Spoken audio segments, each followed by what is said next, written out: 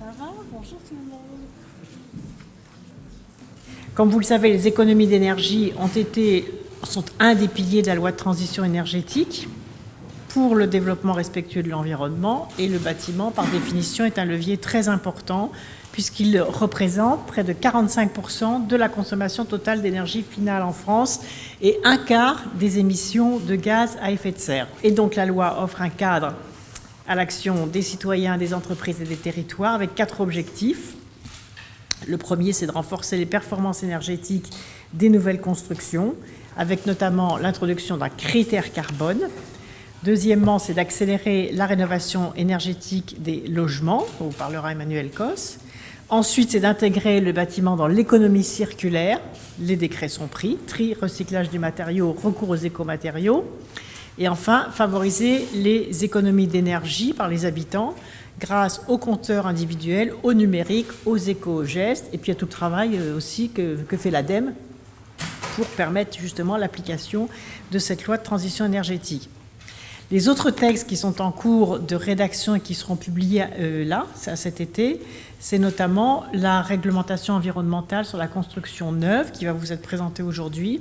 C'est un des textes essentiels de la loi car elle fixe une norme pour l'avenir avec une très forte exigence. Cette loi contribue aussi à l'accord universel de Paris sur le climat, à la COP 21 dont je suis présidente, donc je m'exprime aussi à ce titre. Et comme vous le savez, le ministère avait pris une initiative sur la coalition sur la construction pendant la COP 21. Donc nous continuons à y être extrêmement vigilants parce que les adhésions ont monté en puissance sur cette coalition.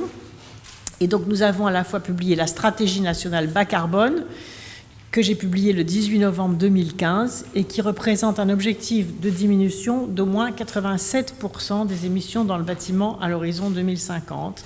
Les outils financiers ont également été mis en place, le crédit d'impôt pour la transition énergétique. Ça n'a pas été facile, mais voilà, j'en suis particulièrement contente parce que 1,5 milliard d'euros ont été investis, je ne dis pas dépensés, ont été investis grâce à ce crédit d'impôt, puisque 1 million de personnes ont demandé à bénéficier, c'est considérable, 1 million de citoyens ont bénéficié du crédit d'impôt, ça veut dire des travaux qui ont suivi, et j'ai le plaisir de vous dire qu'il sera reconduit l'an prochain dans le cadre du débat budgétaire. Le programme Habiter mieux de l'ANA, dont parlera Emmanuel. Ensuite, le fonds de financement de la transition énergétique, là aussi, qui apporte une aide financière aux territoires à énergie positive pour la croissance verte. Ensuite, nous allons prendre 3 nouvelles initiatives. D'abord, la création d'un label énergie carbone pour la construction de bâtiments exemplaires qui vont anticiper la future réglementation. Deuxièmement, le lancement d'un appel à projets pour accélérer la rénovation des copropriétés et l'accélération de la qualification des professionnels du bâtiment, dont vous parlera donc Emmanuel Cos.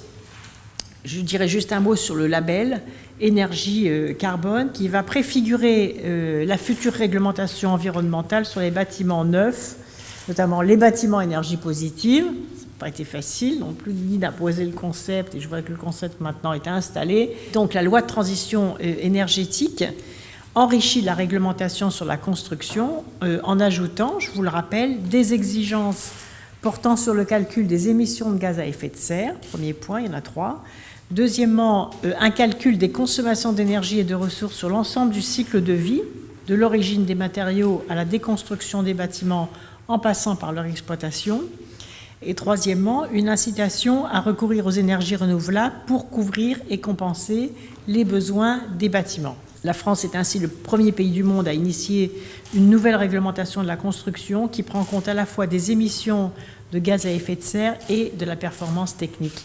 Donc nous sommes le premier pays de la COP 21 à avoir signé la COP 21, mais à avoir déjà traduit dans notre droit positif à la fois nos engagements nationaux, c'est la loi de transition énergétique. Nous sommes le seul pays à avoir fait voter une loi qui recouvre tous les aspects de la transition énergétique, d'une part, et d'autre part, avoir mis en place ces réglementations anticipatrices.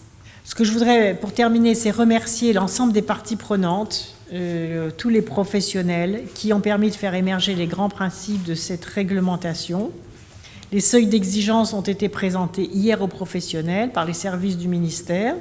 Ils sont vivants puisqu'ils sont là, donc je les en remercie. Et ces textes vont être mis en consultation publique, ils seront mis sur le site dès cet après-midi, et nous pourrons publier en septembre l'ensemble des critères sous forme d'arrêté d'application des décrets. Deuxièmement, le label énergie carbone, donc la consultation sur cette réglementation. Deuxièmement, le label énergie carbone, qui est créé pour expérimenter dès à présent les bâtiments énergie positive et les bâtiments bas carbone. Ça s'inspire des labels HQE, Effinergie et BBCA, mais c'est pour aller au-delà et pour établir un référentiel sur la base des données qui sont retenues.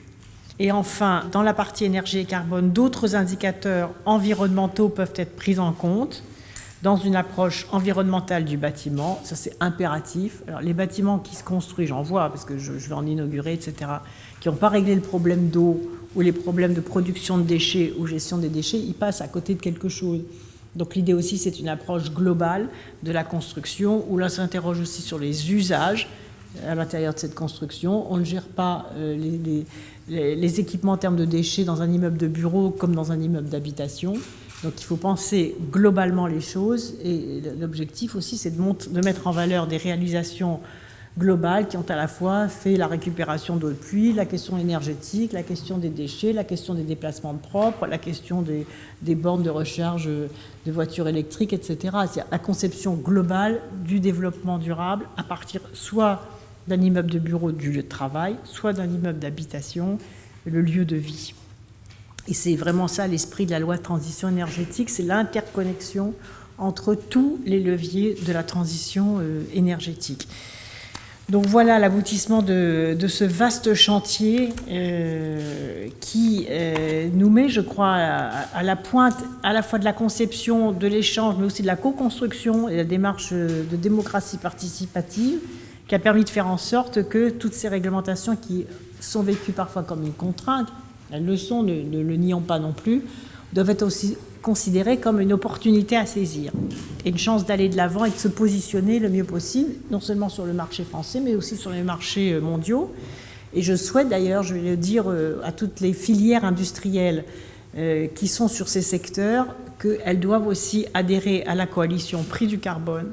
Donc je veux que les entreprises du secteur adhèrent à la coalition Prix du carbone, c'est-à-dire fassent comme les grandes entreprises du secteur de l'énergie, s'appliquent à elles-mêmes un prix du carbone en interne, parce que ça montrera aussi qu'elles sont vraiment à l'avant-garde de la transition énergétique et écologique. Donc nous aurons également l'occasion de les réunir à nouveau dans le cadre de cette coalition du business dialogue et de la coalition Prix du carbone qui a été mise en place à la COP21. La philosophie de mon agence, c'est d'aller le plus loin possible sur tous les projets que nous avons, sur les questions environnementales. Alors nous avons plusieurs raisons pour le faire. C'est d'abord évidemment une responsabilité sociétale. Je pense que la profession d'architecte a un grand rôle à jouer autour de ces questions. Et puis la deuxième, c'est que pour moi, c'est un support de créativité et d'évolution des formes que nous produisons. Et donc, évidemment, c'est une aventure extrêmement passionnante. En faisant le bilan carbone d'opérations passives en béton, nous nous sommes rendus compte que les émissions de carbone pendant la construction, elles étaient équivalentes à peu près à 70 années d'exploitation. Donc ça donne un petit peu à réfléchir, parce qu'on s'est dit, bon, maintenant on est arrivé à réduire les postes de chauffage à un niveau tel que c'est plus vraiment le sujet. On est en dessous de 15 kWh, donc voilà. Mais par contre, l'énergie grise et les émissions de carbone qui vont avec, ça devient vraiment le sujet extrêmement important, avec d'autres postes de consommation du bâtiment, comme l'eau chaude sanitaire, etc. Et donc nous avons travaillé en parallèle dans deux directions, des bâtiments BEPOS. Donc d'abord, je vais réaliser ma propre maison.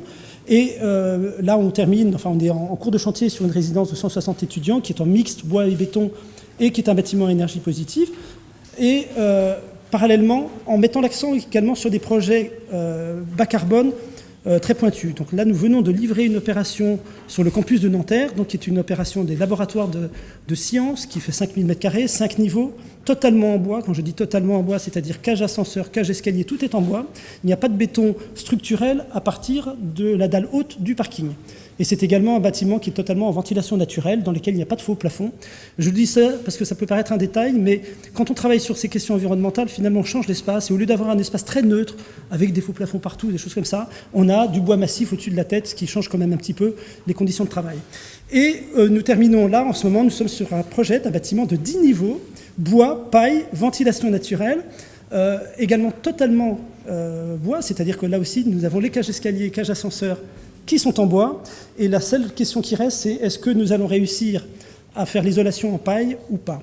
Donc moi je suis très très content de voir que maintenant nous avons ces nouveaux outils qui vont nous permettre d'aller plus loin. Il y en a un que j'ai noté qui est la libération des gabarits, parce que combien de projets je n'ai pas pu faire en bois parce que la dalle de plancher du bois, évidemment, elle ne fait pas 20 cm, elle fait plutôt 40.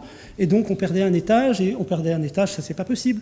Donc, j'ai un certain nombre de projets que je n'ai pas pu faire. Et maintenant, je suis très content de savoir que je vais pouvoir le faire et que nous allons avoir des labels et des outils qui vont nous accompagner pour aller encore beaucoup plus loin. Bon, 3 choses, au fond, pour témoigner de l'expérience d'un bailleur qu'est la RIVP. Donc, la RIVP, c'est 60 000 logements en patrimoine, toute époque, depuis 1923, une construction de 1500 logements chaque année. Simplement donc pour témoigner de l'expérience qu'on a eue sur ces bâtiments énergie positive. Parce qu'il y a à peu près 6 ans, on voyait apparaître les premières réalisations en milieu rural et on s'est dit, est-ce que ça marche en urbanisme haussmannien à Paris? Voilà, donc on a eu une opportunité rue Guénaud. Et on s'est dit, on va tenter l'expérience d'un bâtiment à énergie positive. Et au fond, pour un maître d'ouvrage, les choses sont assez simples. Il y a 3 questions pour lui. Il y a une question de technique, il y a une question de coût et il y a une question de qualité d'usage. Alors, la technique d'abord.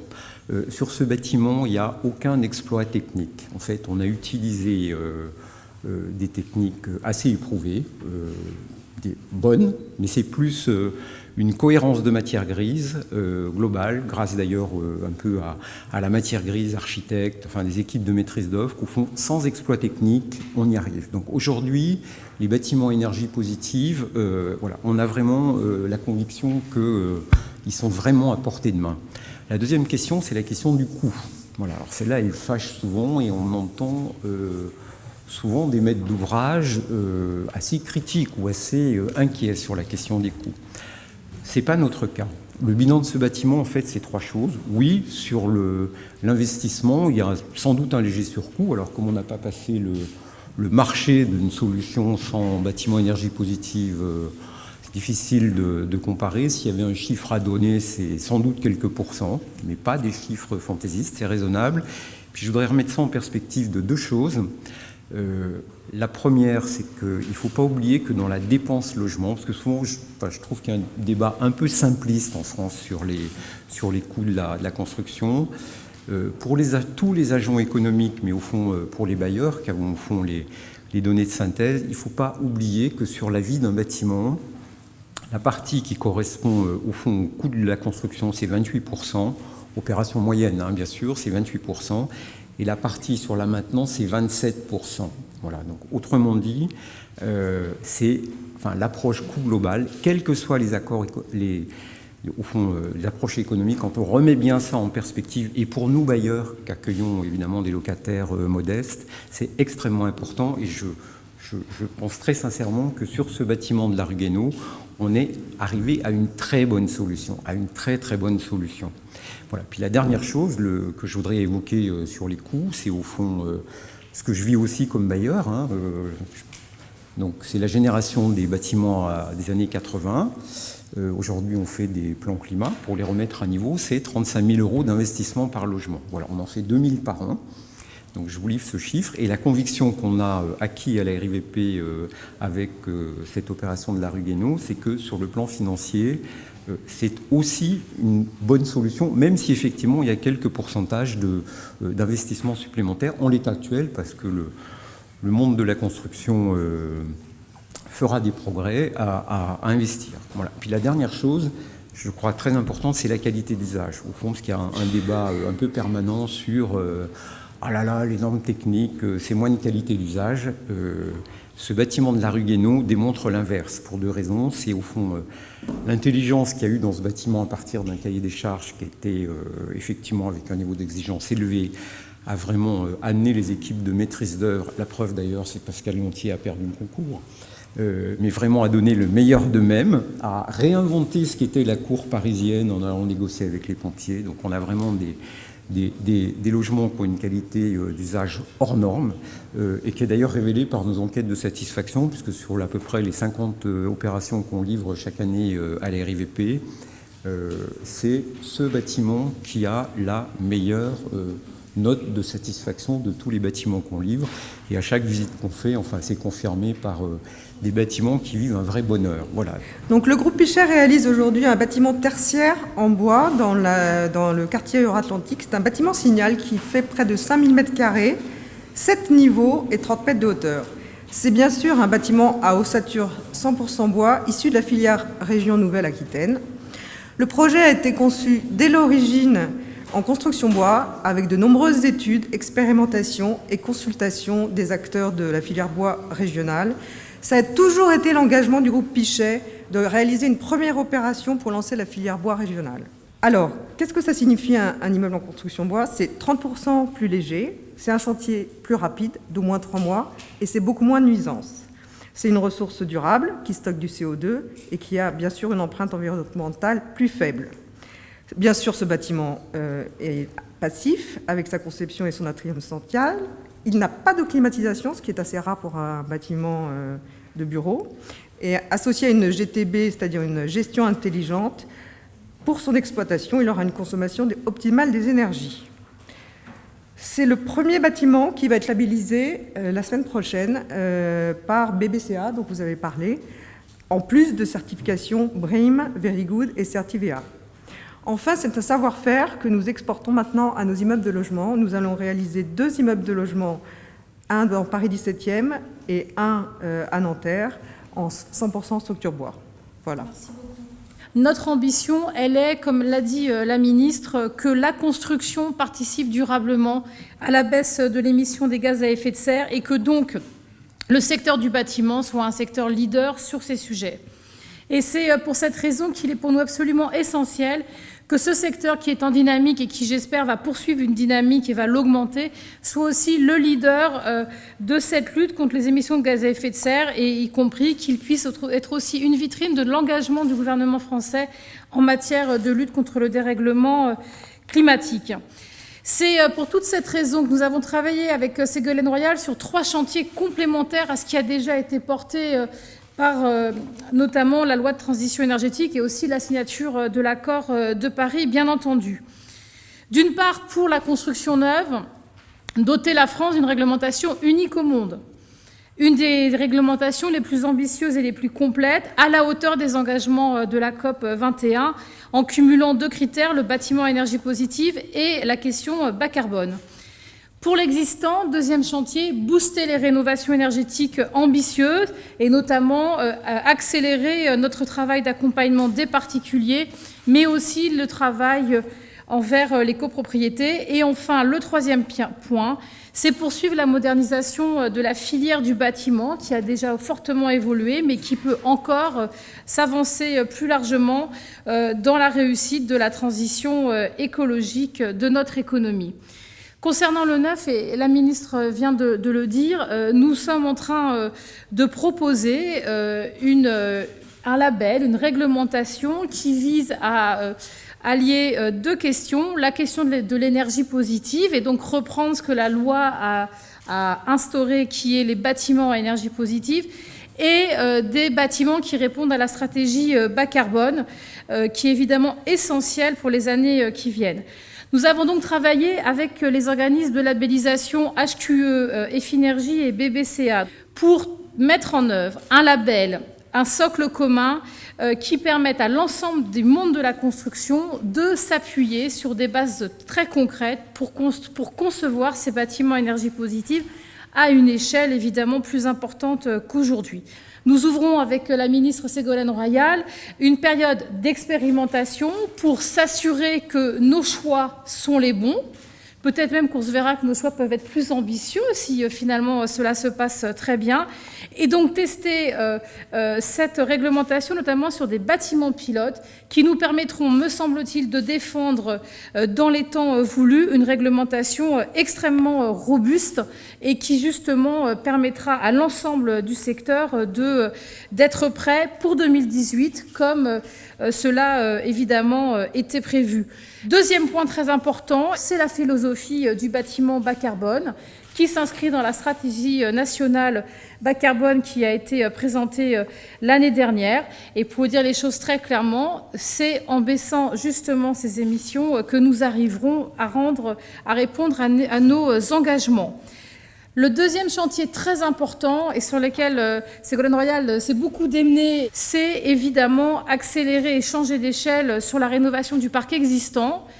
Nous avons des outils aujourd'hui en place qui sont extrêmement utiles et efficaces, le CITE, l'ANA pour le programme Habiter mieux, mais il est vrai que nous avons encore besoin de mobiliser plus les territoires, de mobiliser plus les collectivités locales, mais aussi d'avoir un panel de dispositifs qui permettent véritablement à l'ensemble des ménages de faire le déclic de l'engagement de travaux, qui est encore une rupture évidemment pas évidente à mener.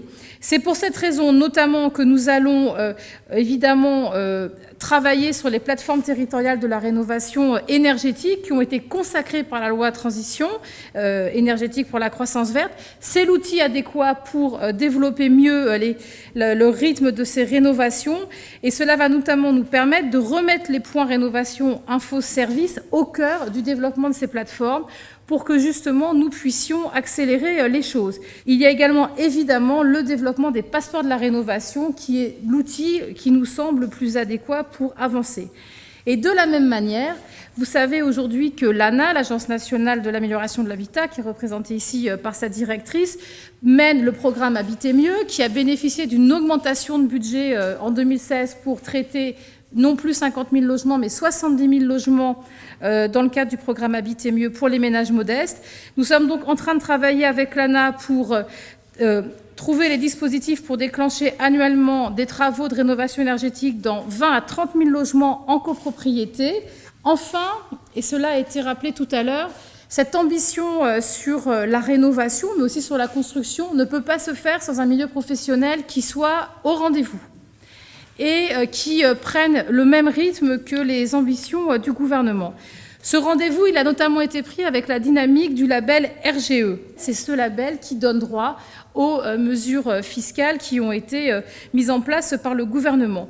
Mais par ailleurs, nous avions mis en place l'an passé le programme d'action pour la construction et la transition énergétique, avec 30 millions qui sont consacrés à la formation des entreprises au sein de ce programme d'action confié à Sabine Bassili, vice-présidente de la CAPEB, et qui donc a engagé des programmes de formation pour l'ensemble des entreprises de la construction et notamment pour l'ensemble du milieu de l'artisanat qui doivent apprendre des nouveaux gestes et donc avoir une évolution forte de leur formation. Je voudrais aussi rappeler ici la création du plan amiante qui est donc dirigé par Alain Mogart avec 20 millions qui sont consacrés à ce plan pour travailler d'une part à une meilleure détection de l'amiante, mais surtout à avoir des procédés innovants pour la réhabilitation des logements qui ont de l'amiante. Et vous le savez, ils sont extrêmement nombreux, et notamment avoir des processus de réhabilitation plus simples, moins coûteux, en sachant, vous le savez, qu'on fait beaucoup de ces réhabilitations en milieu occupé, ce qui crée des questions évidemment très complexes, notamment pour la santé des ouvriers, mais aussi des habitants. Vous dire enfin qu'il y a le plan numérique, le plan transition numérique, qui est aussi doté de 20 millions et qui est notamment chargé aujourd'hui de mettre en œuvre une autre disposition de la loi transition énergétique. C'est la disposition concernant le carnet numérique du bâtiment, avec un appel à projet spécifique qui vient d'être lancé pour justement se doter des meilleurs outils pour mettre en place le carnet numérique. Donc vous le voyez, des ambitions extrêmement importantes et en même temps fermes. Nous croyons, avec Ségolène Royal, qu'une réglementation ambitieuse n'est jamais un frein à la construction et au développement, qu'elle permet au contraire de donner une dynamique très forte à un secteur qui a toujours besoin de montrer sa capacité à innover et de montrer aussi sa volonté de répondre à une question simple. Construire du logement abordable partout où nous en avons besoin, des logements qui sont en même temps sobres en consommation d'énergie et qui donc en produisent. Cette bataille, elle est tout à fait possible. D'autres pays européens sont également en train de la mener. Et il me semble que la France a évidemment tout son rôle à jouer dans cette bataille-là, notamment après le rôle extrêmement fort qu'elle a eu dans la signature de l'accord de Paris en décembre dernier. Nous, on a innové en capitalisant sur une présence humaine que représentent les facteurs, ils sont 80 000 en France, à passer tous les jours au domicile des particuliers pour accompagner les politiques publiques et les collectivités locales qui ont à mettre en œuvre cette politique dans la détection et le ciblage des particuliers pour les inciter à rénover leur logement. C'est assez innovant, puisqu'aujourd'hui, tous les dispositifs qui existent partent du principe que les particuliers ont une intention quand ils se dirigent vers les espaces info-énergie, les PRIS ou les plateformes de rénovation énergétique, alors que nous, on cherche à détecter ceux qui, jusqu'alors, ne se sentaient pas concernés, et on va essayer de les sensibiliser, de les accompagner tout au long de leur parcours. La détection, elle passe par évidemment un ciblage. Et la Poste a développé à travers des outils et un accompagnement d'un bureau d'études spécialiste dans les aspects thermiques et notre base d'adresse nationale. On a construit un dispositif qui nous permet aujourd'hui de cibler les territoires les plus concernés.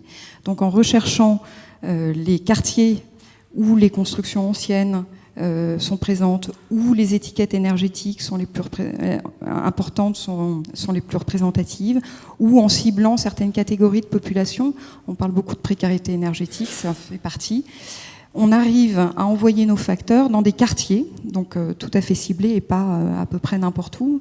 On les envoie dans des quartiers spécifiques et là, ils sont porteurs du message des collectivités locales, transmettent l'information autour des dispositifs existants et de l'accompagnement qu'on peut leur assurer. La partie la plus innovante de ce dispositif, c'est qu'une fois qu'on a réussi à détecter par les facteurs et sensibiliser par les facteurs ces personnes-là, on leur propose, quand la collectivité le souhaite évidemment, de réaliser à leur domicile un diagnostic énergétique. Là encore, ça peut poser question sur quelles sont les compétences de la Poste dans ce domaine, mais comme vous le savez, la Poste gère 12 000 bâtiments pour son propre compte, 7 millions de mètres carrés, et a une direction technique, notamment, extrêmement performante, avec des spécialistes, notamment en ingénieurs thermiques. Donc la Poste a accompagné les personnels de cette direction technique, les a formés au diagnostic des logements. Et en fait, c'est un temps important parce qu'on voit bien qu'à travers nos expérimentations, et notamment en région Picardie, en région Poitou-Charentes, on l'a fait également dans la région de Grenoble, on voit bien que ce sont des temps qui sont un moment de visite du logement, de qualification des besoins de rénovation de ce logement, et un moment aussi de sensibilisation du particulier à l'usage de son logement. Donc on répond bien à l'objectif de l'efficacité énergétique du logement. Ce qui est très apprécié dans ce dispositif, c'est que la Poste présente une proposition neutre, évidemment. Elle n'a pas de solution derrière à vendre. Elle est là pour stimuler la demande de travaux et du coup bénéficier à tous les acteurs de la profession derrière. Et elle le fait évidemment aux côtés des collectivités locales qui mènent cette politique publique. Nous venons vous présenter notre initiative, lauréate du projet Green Tech. Donc, je vais me présenter brièvement et ensuite l'entreprise. Donc, je m'appelle Daovan Sribavong, j'ai 26 ans. J'ai fondé l'entreprise Matabase il y a 3 ans, entourée d'une équipe pluridisciplinaire et aussi complémentaire. Et donc l'objectif de Matabase, donc on pense être à l'origine d'une solution innovante puisqu'elle n'existe toujours pas sur le marché, c'est de recenser les 2 principales ressources pour éco-construire. Donc à la fois d'un côté les matériaux écologiques, donc des matériaux biosourcés, sains et recyclés, et d'un autre côté les matériaux issus du réemploi. Donc on compte structurer une filière biosourcée éco-responsable dans le bâtiment Et pour cela, donc, on a développé 3 outils, 3 offres. Donc la première, il faut s'imaginer une plateforme e-commerce, donc une place de marché, qui va donc recenser ces 2 principales ressources, écomatériaux et matériaux issus du réemploi, sur une même plateforme et les rendre accessibles de façon à justement pouvoir les acheter directement à travers cette plateforme e-commerce. Donc il faut s'imaginer bien sûr placer l'usage vraiment au cœur de la réussite du projet, à savoir rendre le contenu didactique, illustré, de façon à ce qu'il soit vraiment rendu compréhensible et accessible pour tous. Donc ça, il s'agit de la plateforme, mais bien sûr, ça ne suffit pas à structurer toute une filière éco-responsable dans le bâtiment. On propose des offres de formation. Donc moi, je m'occupe de former les étudiants aux nouvelles méthodes d'éco-conception dans le bâtiment, mais aussi dans l'industrie. Donc l'éco-conception en général. Donc j'interviens dans les écoles d'architecture, de design, des lycées d'art appliqué, pour introduire des nouveaux outils afin d'appliquer justement notre solution. Et Alberto Rocha, mon associé, s'occupe plus de la partie opérationnelle sur chantier, donc la partie réemploi des matériaux. Donc, bonjour, donc je suis architecte. Je connais Pascal Gontier, qui m'a ouvert les yeux sur certains aspects, notamment sur les performances énergétiques, notamment sur Pixérécourt. Donc je tiens à remercier Pascal. J'étais double lauréat du PUCAREA, donc le programme du ministère sur les questions de requalification. Donc ces enjeux-là, je les mène depuis pas mal de temps. Je rénove régulièrement des bureaux, aussi pour la BNPRM. J'ai eu l'occasion de voir le gâchis aussi qu'il y a dans le tertiaire notamment. Donc du coup, je connais beaucoup d'acteurs aussi, que ce soit Bellastock, des acteurs en fait, du terrain qui réfléchissent sur les questions de réemploi. Et en fait, j'ai eu la chance de rencontrer Dao, et de me dire qu'il fallait, depuis pas mal de temps, on se pose la question, notamment d'autres confrères, sur un outil performant qui permet de donner accès à des matériaux en fait, issus du réemploi. Donc l'objectif en fait, qu'on a, c'est vraiment de fédérer l'ensemble des acteurs, que ce soit les concepteurs, les associations, et de vraiment structurer un outil qui soit vraiment accessible à tous. Voilà, c'est notre objectif. Fédérer les gens, de créer une nouvelle filière.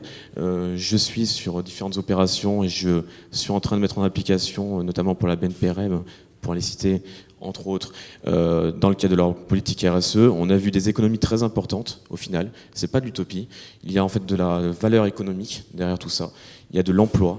Il y a une vraie valeur qu'on peut proposer en fait aux maîtres d'ouvrage. Et je pense que notre outil peut être un étendard et peut accompagner aussi le ministère dans le développement d'un vrai label avec des matériaux issus du réemploi. La question qu'on se pose aussi, c'est la possibilité de le connecter à la maquette numérique, parce que sur les chantiers, notamment de réhabilitation, il y a un sujet très complexe, c'est la gestion des délais, la gestion des coûts. Si on parvient à développer notre outil comme on l'imagine, on donnera accès en fait aux maîtres d'œuvre, des matériaux qui leur permettra d'innover et en même temps de réduire les coûts. Donc voilà.